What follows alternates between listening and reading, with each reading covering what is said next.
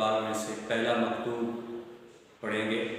سب سے پہلے آج کے لیکچر میں ہم دیکھیں گے کہ مکتوب نگاری کیا ہے، اس کے بعد پھر ہم یہ دیکھیں اقبال کا تعارف پڑھیں گے، پھر اقبال نے کس سے خط لکھا ہے وہ پڑھیں گے، اور خط لکھنے کی وجہ کیا ہے، اس خط میں کیا کیا چیزیں وہ سامنے لائی گئی ہیں ان کے اوپر غور کریں گے۔ تو سب سے پہلے آ گئی مکتوب نگاری کیا ہے۔ مکتوب نگاری یہ ہے کہ آپ کسی اپنے سے دور بیٹھے کسی شخص سے آپ کوئی اپنا بات اس سے کرنا چاہتے ہیں تو وہ بذریعہ خط کر سکتے ہیں۔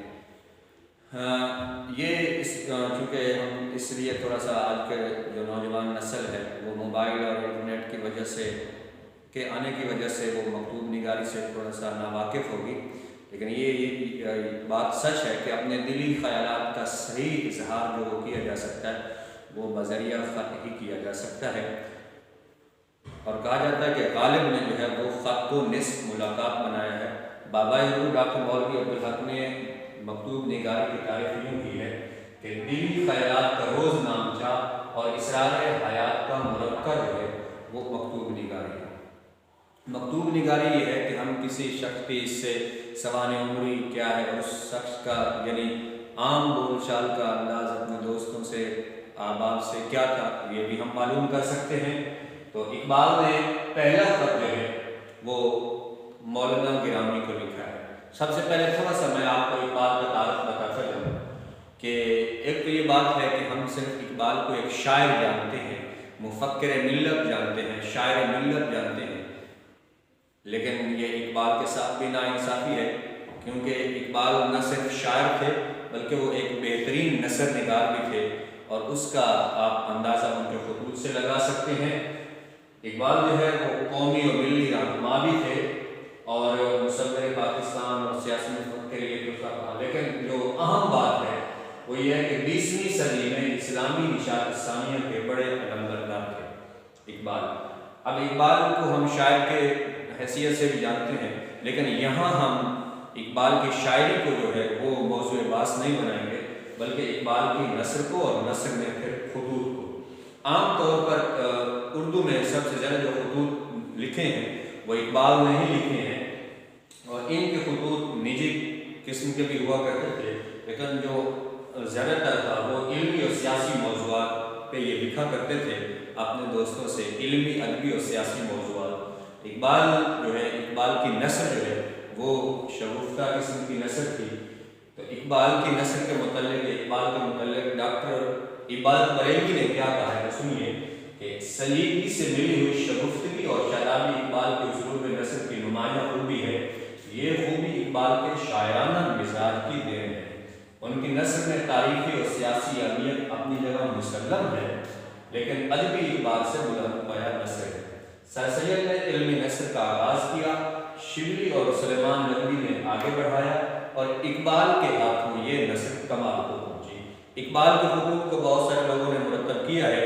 پہلی مرتبہ اقبال کے خطوط کو اقبال نامہ کے نام سے شیخ عطا اللہ نے مرتب کیا تھا، اس کے بعد عبداللہ قریشی نے بھی بنام گرامی اس میں بھی انہوں نے خطوط مرتب کیے ہیں۔ ڈاکٹر رفیع الدین ہاشمی نے خطوط اقبال کے نام سے بھی مرتب کیے ہیں، اور سید مظفر برنی نے بھی اقبال کے خطوط مرتب کیے ہیں مکاتیب اقبال کے نام سے۔ ہمارے سلیبس میں جو شامل ہیں وہ اقبال کے خطوط سید مظفر برنی نے جو مرتب کیے تھے وہ یہاں ہمارے سلیبس میں شامل ہیں۔ تو اب دیکھتے ہیں کہ اقبال نے پہلا خط کس سے لکھا۔ اقبال نے پہلا خط مولانا گرامی کو لکھا ہے۔ مولانا گرامی کون تھے؟ اقبال کے بڑے بے تکلف دوست تھے، جلندھر میں پیدا ہوئے اور اردو فارسی کے عظیم شاعر بھی تھے۔ تو اقبال ان سے اپنے شعر و شاعری کے موضوع کے اوپر بھی بحث کیا کرتے تھے، اور نجی قسم کے جو حالات اور معاملات تھے اقبال ان کے سامنے رکھا کرتے تھے، وہ اقبال کے سامنے میں اس کی ایک مثال آپ کو دیتا ہوں۔ مثلا مولانا گرامی، ان کا غلام قادر گرامی ان کا اصل نام ہے، تو ان کی پہلی بیوی اقبال بیگم تھی، تو وہ بڑی محبت تھی میاں بیوی میں، لیکن اس پہلی بیگم سے اولاد نہیں تھی۔ تو اقبال نے پھر مولانا گرامی نے دوسری شادی کی نور محل سے، تو جب دوسری شادی کی تو گھر میں بابیلا مچ گیا، جیسے ایک مشرقی عورت کرتی ہے، تو گھر میں ایک واویلا مچ گیا، تو انہوں نے اقبال کے سامنے یہ مسئلہ اٹھایا، تو اقبال نے اس میں سے چونکہ اولاد نہیں تھی تو اقبال نے پھر ان کو سمجھایا کہ دیکھیں آپ کا نام صرف آپ کی اولاد کی وجہ سے زندہ نہیں رہے گا، بلکہ آپ کا کلام اور بھی بہت ساری چیزیں ہیں جو آپ کو ہمیشہ کے لیے زندہ رکھیں گی، تو آپ ایسا کام سر انجام دیں۔ تو پھر یہ ہوا کہ اس کا اختتام ہوا کہ نصف مہر دے کر وہ مولانا گرامی نے اپنی دوسری بیگم نور مہر کو طلاق دے دی۔ یعنی اس طرح کے معاملات بھی اقبال سے، اور اقبال جب بھی وہ یہاں لاہور آتے تو اقبال ہی کے یہاں قیام پذیر ہوتے۔ اقبال نے پہلا خط ان کو 22 اچھا یہ مولانا گرامی اس کے علاوہ ملک الشعراء، کیونکہ نظام دکن کے یہ اٹالیب تھے تو نظام دکن کی طرف سے ان کو یہ ملک الشعراء کا خطاب ملا۔ اچھا پہلا خط اقبال نے 2 اپریل 1922 کو لکھا ہے، 2 اپریل 1922 کو پہلا خط لکھا ہے مولانا گرامی کو۔ گرامی یعنی معزز، عزت کے قابل جو ہوں، بڑے بزرگ جو ہوں۔ تو پہلے خط میں ہے کیا؟ پہلا خط جو ہے یہ اقبال کا، یہ خالصتاً نجی خط ہے۔ اس میں اقبال نے اپنی بیماری کے متعلق انہیں بتایا ہے، انہیں لاہور آنے کی دعوت دی ہے، اور ان سے یعنی مشورہ کیا ہے کہ ایک عرب جو ہے لڑکا وہ اظہار خودی کا عربی میں ترجمہ کرانا چاہتا ہے، اس بات پہ انہوں نے کی۔ اب تھوڑا سا یہ پڑھ لیجیے کہ وہ کیا مسئلہ تھا، یعنی اقبال وہ کہہ رہے ہیں کہ میں اپنی بیماری کا تذکرہ کیا، تو وہ کون سا خط ہے اور کون سی بیماری ہے۔ خط کا تھوڑا متن دیکھیے۔ مولانا کہتے ہیں، اقبال کہتے ہیں، جناب مولانا گرامی، میں ابھی تک علیل ہوں، وہ پہلے کی نسبت افاقہ ہے، دعا کیجیے کہ اللہ تعالیٰ کامل صحت نصیب فرمائے۔ حکیم اجمل خان نے دہلی سے دوا ملا۔ حکیم اجمل خان یہ دہلی کے بڑے مشہور حکیم تھے، بلکہ برِ صغیر کے مشہور حکیم تھے، دہلی میں ان کا مت تھا اور اقبال کے خاص معالج تھے۔ وجہ یہ تھی کہ یہ ادبی ذوق بھی رکھتے تھے اور مسلم لیگ کے سیکرٹری بھی تھے، تو اس وجہ سے انہوں نے دوا بھی بھیجی، لیکن اس سے اتنا افاقہ نہیں ہوا۔ پھر کیا ہوا کہ ایک اور حکیم نے انہیں دوا بھیجی ہے اور جس سے کچھ نہ کچھ ان کو فائدہ ہوا ہے، لیکن ابھی تک اقبال جو ہے وہ منتظر ہیں اللہ کے فضل و کرم سے، کیونکہ شفا تو اللہ ہی کی جانب سے ہے، شفا اسے ملے گی جسے اللہ چاہے گا۔ اقبال کا بھی یقین ہے کہ دواؤں میں شفا نہیں ہے، شفا اللہ کے امر میں ہے۔